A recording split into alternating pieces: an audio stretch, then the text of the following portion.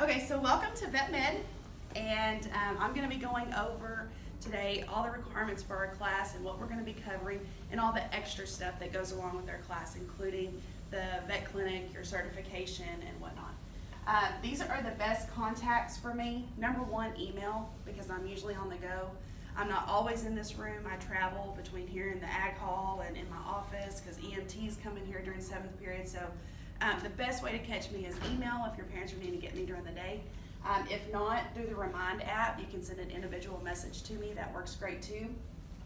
This is my school cell phone number, so it's always with me. If I am in class, I'm not going to be responding. So if you have questions, just know that I can get back to you as soon as I get out of class or as soon as I get out of meetings at the end of the school. So it won't be immediate, but just know that these are contacts.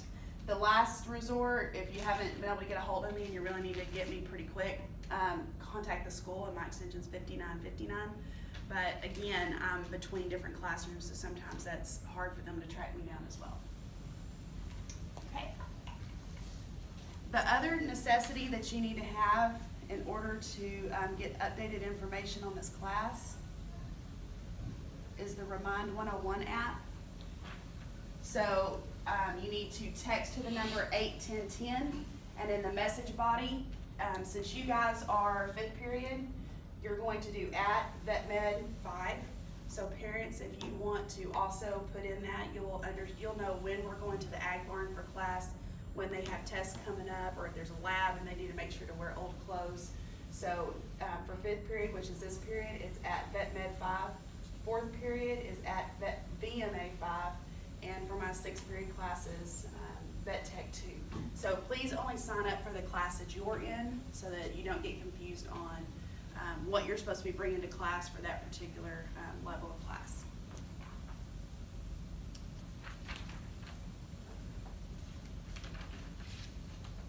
Okay, we're going to talk scrubs.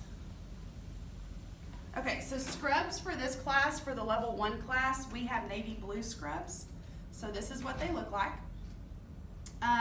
My instructions for you is to go to Uniform Destination, which is at the Outlet Mall. And on the map it shows it, so it's over on the far north side. And it's right by, I believe, Banana Republic. It could have changed, I haven't been over there in a while. But Uniform Destination, and they have on file what Allen High School Vet Med program, what I want you guys to have. The brand that they have on file is Cherokee. It's the cheaper of the scrub tops and bottoms. If you get in there, you understand what color that you need to have, and you try them on and you do not like the way that they feel, that's fine. You don't have to get the Cherokee brand. You can get a different brand. So like this one right here is Sanibel scrubs, and they have a little bit of stretch to them, and so a lot of the students really like this brand, but it is more expensive. So I'm not concerned with what brand that you get, just as long as you get the right color, okay? You can get as many as you want, okay? Again, whenever you go in there, you tell them you're with Allen High School, and they'll give you a discount on your purchase. So when you bring it back to class, all I need is the scrub top, because that's what I'm going to send off to get monogrammed. So you go out, you purchase your scrubs, you can get as many as you want, and then you will bring back to me your scrub top and $6 cash for each scrub top that you want monogrammed. $6. If you can pay it by cash, or you can pay by a check. If it's a check, you have to make sure to have driver's license number and current address and a phone number on there. Driver's license, phone number, address on the check. Okay, and again, when you're there picking out your scrubs, everybody's going to have different preferences. This particular has elastic for the pants. Some of them have a drawstring. Some have different pockets on the side. So you'll kind of figure out. Again, it's best if you try them on, because scrubs sometimes feel a little bit different, and so that way you're comfortable with those. Okay. Any questions about scrubs? Yes. So the monogramming is this thing right here, this logo. Yeah, so we sent them off, and she's a preferred vendor with the district, and she's fabulous. She does all the health science stuff as well. And so usually if I can give her all the scrubs, then she'll have them back to me within about a 2, tops 3 week period. So she's really fast and she does a fantastic job. So it's $6 a top, and oh, the deadline to bring those in is going to be, good morning. I heard that again this morning. Oh no. Do you mind going to get a pass? Fabulous, thank you. You look very nice today. The deadline for you to get those scrubs is going to be Friday, September the 14th. So make sure you get your scrubs purchased and get those brought back in by Friday, September the 14th. Okay, so it gives you plenty of time, gives you a couple of pay periods if you're having to pay for them yourself. So Friday, September the 14th, scrub money and scrub tops. Okay, very good.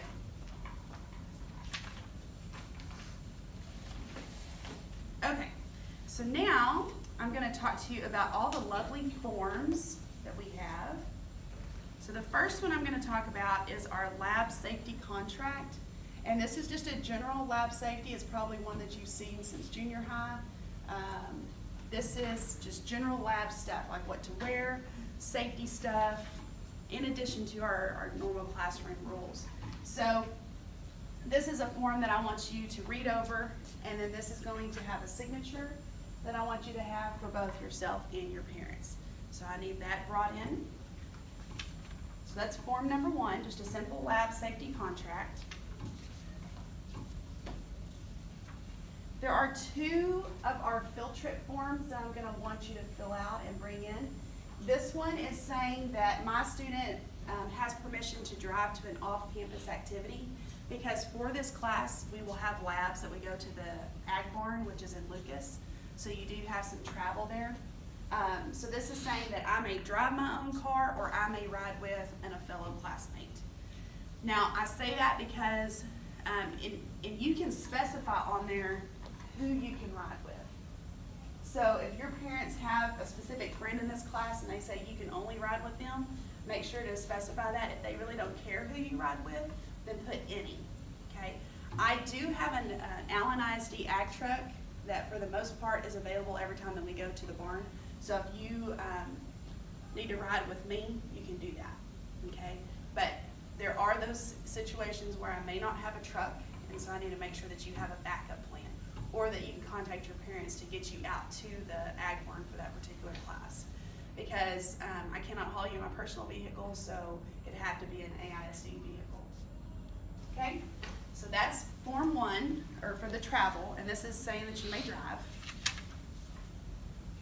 The next one is just a general AISD field trip form. And we fill this one out for everybody in class because there are situations that come up where we may do a field trip. We've gone to the zoo in the past. We have gone to an alpaca farm. There's just been various things that we've done. I'm not going to promise that we're going to do this or we're going to do that because it all depends on how everything happens. But I like to have one on file for everybody. Plus, this helps us with understanding, again, that when we go to the ag barn, it's also kind of like a field trip. And we can use that same form for those of you that are doing FFA activities when you go on contest trips with us and whatnot. We already have that on file, okay? There's a good chance we'll ask for another one because we'll misplace it, but that's okay. Okay, now, there are 3 different liability forms. This one is just a very simple general liability form so that everybody understands that we deal with live animals in this class, and it could be reptiles, dogs, cats, large animal like cows, sheep, goats, pigs. And there is a situation where when we're dealing with live animals, they can scratch, they could step on our toes, or there's lots of different scenarios.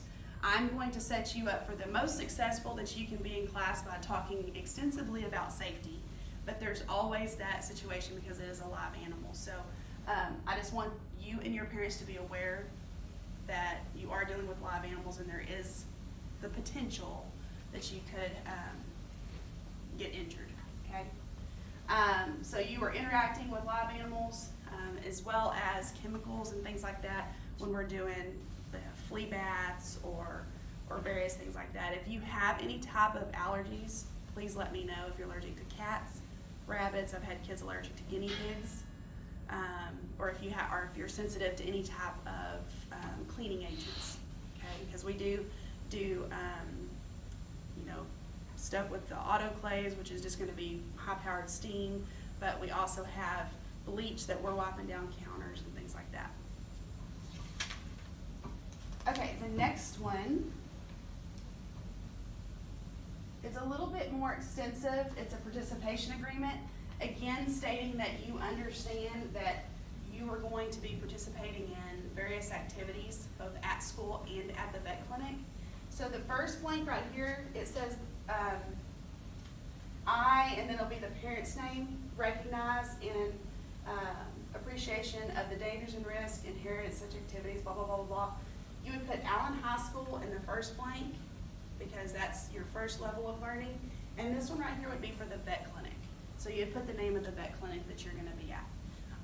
If the vet clinic needs these, I provide them a copy of that. And I have had vet clinics in the past that want some type of a liability waiver, and I supply on this one as well as the next one that I'm gonna show you. So again, this is going to be for, you put Allen High School, and then you'd also put the name of the vet clinic that you're gonna be at. If you are gonna be at multiple vet clinics and you've already got those sites arranged, go ahead and put all the different names of the vet clinics that you're gonna be at. If you are not sure yet, then we can leave that blank and fill it in later, okay?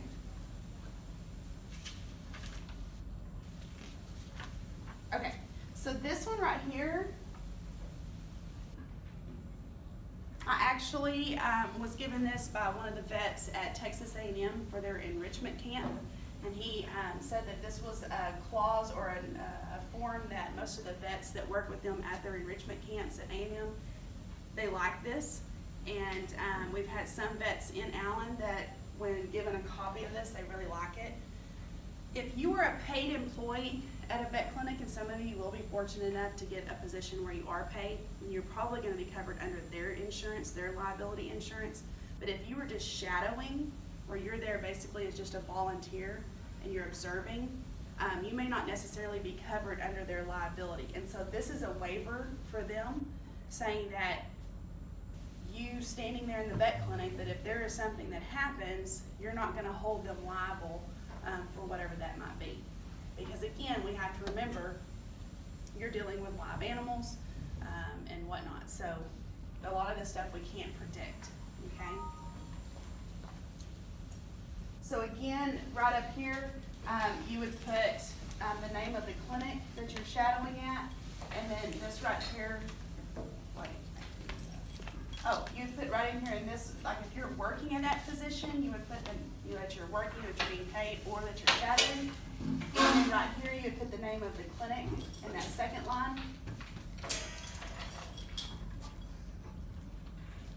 And then down at, or on the other side, it's got all of the signatures that you're gonna need, okay?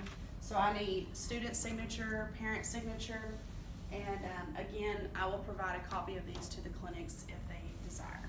And plus, I just keep these on file for the entire year for the stuff that we're doing in class as well. Questions so far? Lots of forms, huh? Okay, so the next thing I'm gonna show you is the check sheet. This has always got lots of questions. Increase the size of this.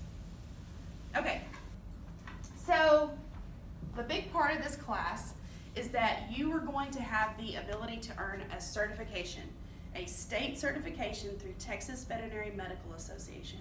So you are required to have 500 hours to take the test and to be certified as a veterinary technician or veterinary assistant, okay? A certified veterinary assistant. So with that 500 hours, you can knock out 200 hours of those just by being in the classroom, okay? You being enrolled in vet med applications with me, you knock out 200 hours. So that leaves you 300 hours that are required of you for the certification. So this is something that I want to make sure that you are paying attention to. If I get this to roll up. long, then you're gonna fall behind as far as how you are gonna be able to get those hours before the end of the school year.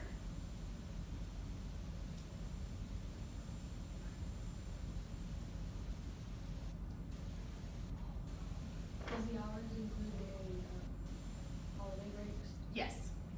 And the holiday breaks is a great time to get a lot of hours, because if you're involved in other activities and your time is really pressed, then the holiday time is a great time to make up a lot of hours, because you can be there every day and you can be there all day.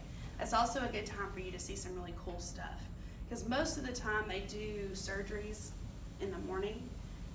And so if you're there during Christmas break and you're there all day, you can see some pretty cool stuff.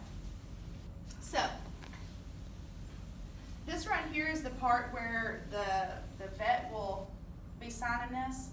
Okay, so here's the 200 hours. This is where I sign it.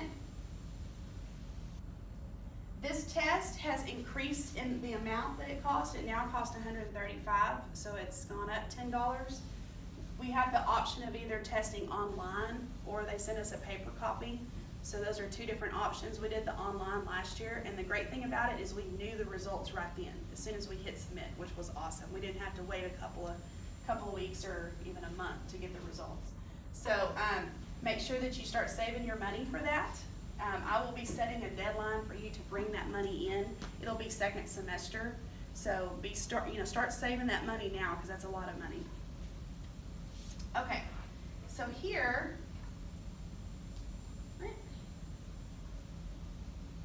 where we start talking about the check sheet. Okay, there is an option for the doctor to sign it, a Texas LVT, or an RVT. Get the doctor to sign your check sheet, whoever the vet is. Why do I say this? Because many times they call themselves an RVT, a vet tech, but it's just a vet tech through experience. They've been at the clinic a long time. That's how they've gotten that title.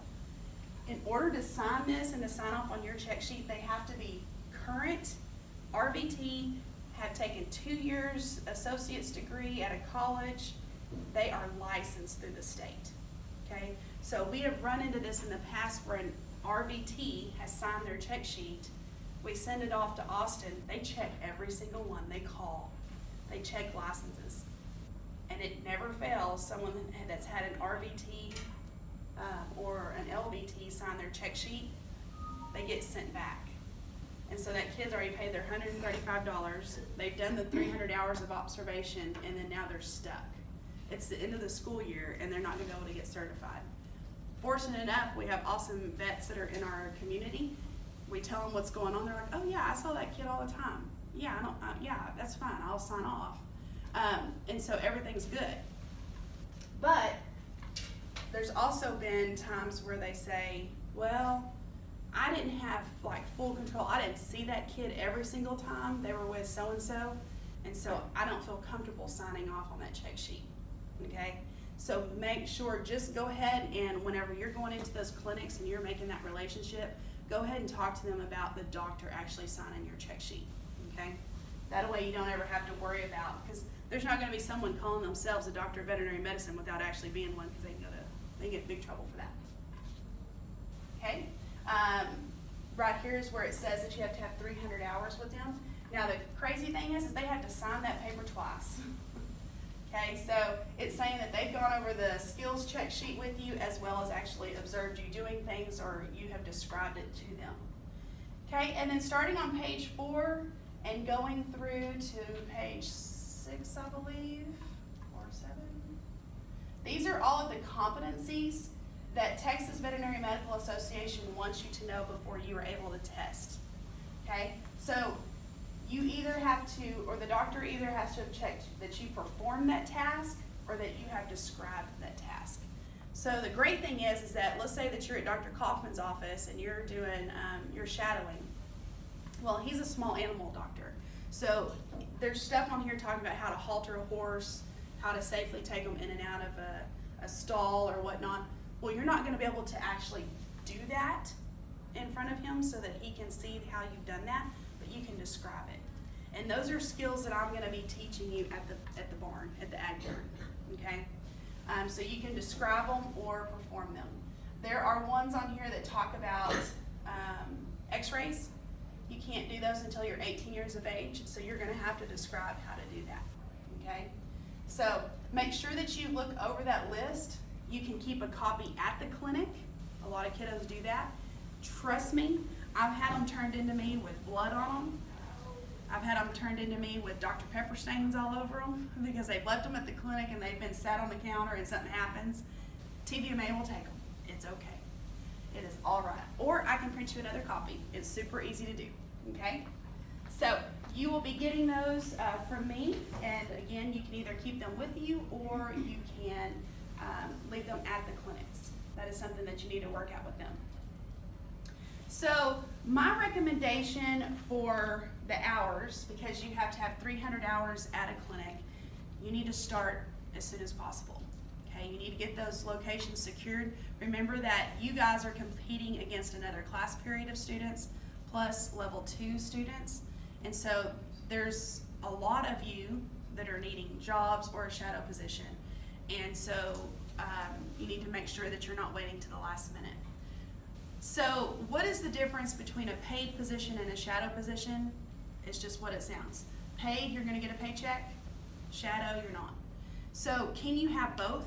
Absolutely. We have a lot of students who are paid employees, but they may have a minimal amount of hours that they can work a week because there's so many employees at that clinic. And so they come in on other days and just shadow. And that's fine. Whatever, so that you can get your hours and so that you can get your experience is what we're looking for, okay? All right, so what is the key to finding a vet clinic? Start off by going to the vet where your pets go. That is the first thing. Because many times, if you have that relationship with a doctor already or their office, they're gonna give you dibs, first dibs, okay? If you do not have any pets, or maybe that's not an option at the clinic that you go to, then you start making the rounds, okay? We have Dr. Kaufman's office over by Brahms. He does a fantastic job of having kiddos come in and that you have to sign up to be able to come in and shadow. So that's an option. We have others that are out on the west side of town. We have some kids that go all the way out to McKinney, some that go to Plano. Kind of depends on where they live as well. So there's lots of options, okay? Is there anything saying that a Plano vet science kiddo cannot come to Allen? No, there's no boundaries. So again, not only are you competing with Allen students, you're competing with McKinney and Wiley and Plano, because we all have vet med programs. So make sure you don't wait till the last minute. If you were to look at the amount of time that you have between now and mid-February, when I start asking for check sheets and for money for the certification, you're looking at an average of about 10 hours a week. Are there gonna be some weeks that you have 0? Yes. Okay, but there's gonna be other weeks like during Christmas break that you can really make up for that. So just, kind of play it by ear. All right? Excuse me. Are there any questions yet? Excuse me. Okay. So we talked about hours. We talked about getting a clinic. We talked about certifications, all of the signed documents that we need, my contact information, scrubs. The next thing that I want to talk to you about is the building block of this class going into practicum. So those of you that are juniors that are going to be applying for practicum for next year, it's a little bit different because practicum, it is required that you have that job or that shadow position and it's regular. So here you kind of go when you can.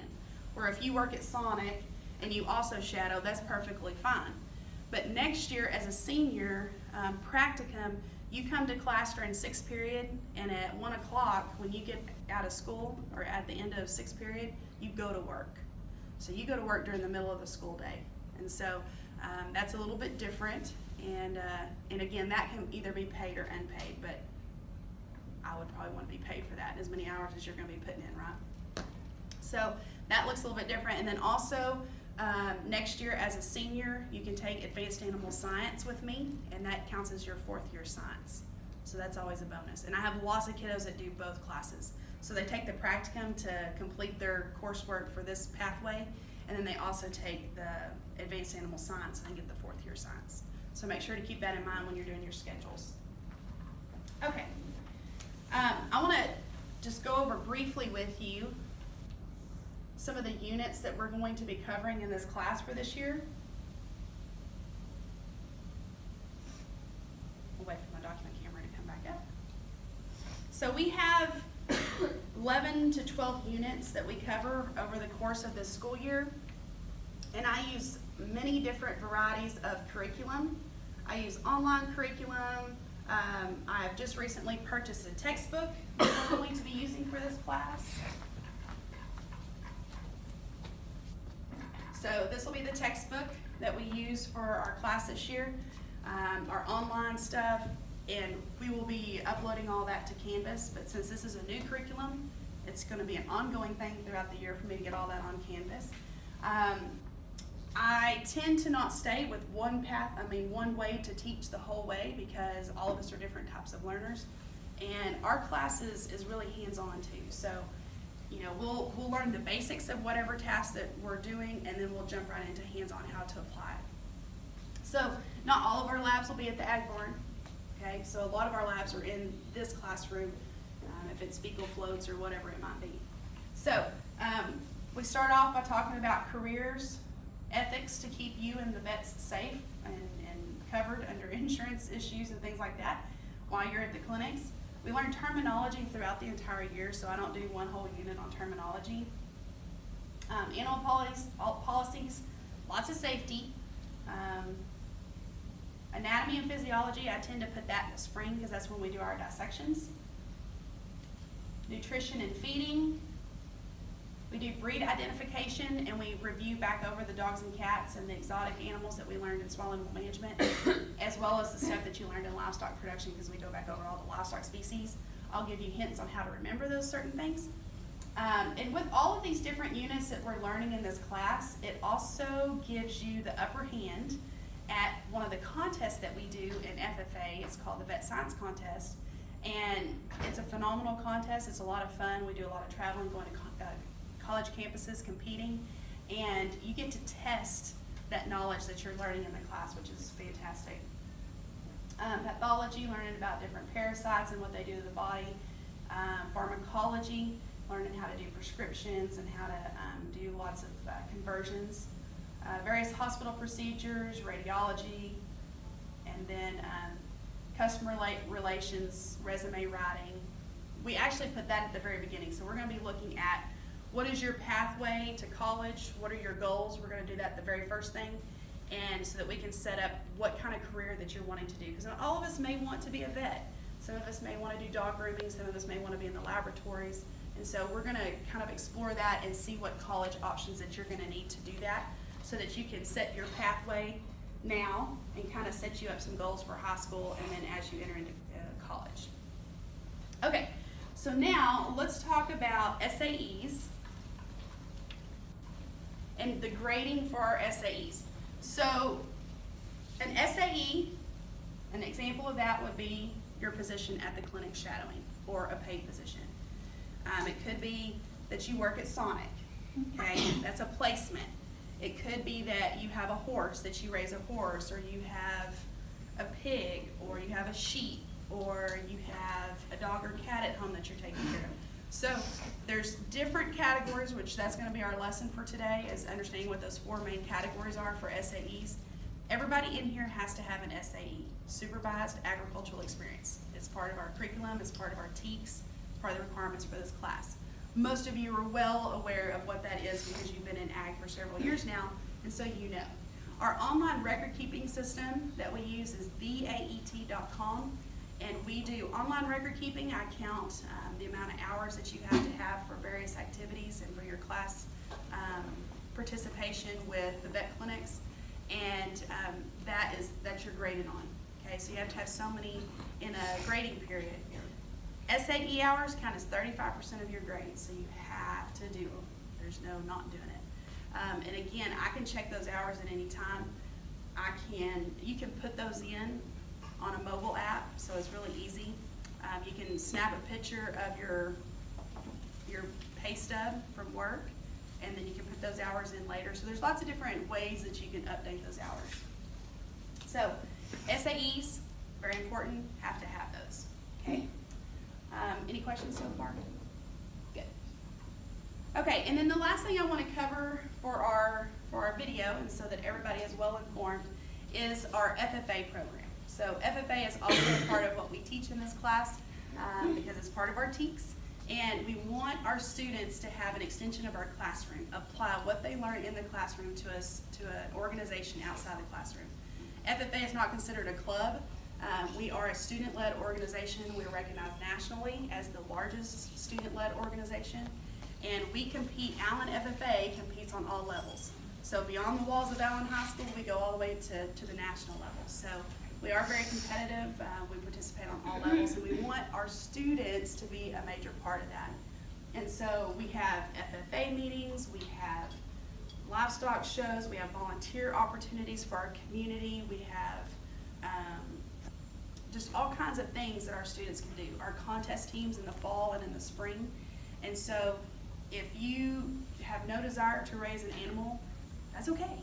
We have lots of other things that you can do. So we don't want to stereotype and say that you have to do one or the other, because you don't. And you can dabble in all of it, which is a great thing.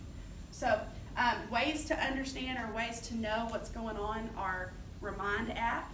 Okay, so you have the Remind app for our class. We also have one for whatever graduating year that you are. So for example, if you're a junior and you graduate in what? 2020. So you would do the Remind, text to the number 81010, and in the message part, you would do the @FFA 2020. And so again, that will give you all the updates on FFA activities. The other way is to go to our calendar, which is on our website, and that is allenffa.ffanow.org. And so you can always go there and look for updated information. There's always documents on there, permission slips. There's pictures of what students have done in the past, so that's a great resource for you to kind of see what's going on as well. All right. I guess that's it. All right, thank y'all so much.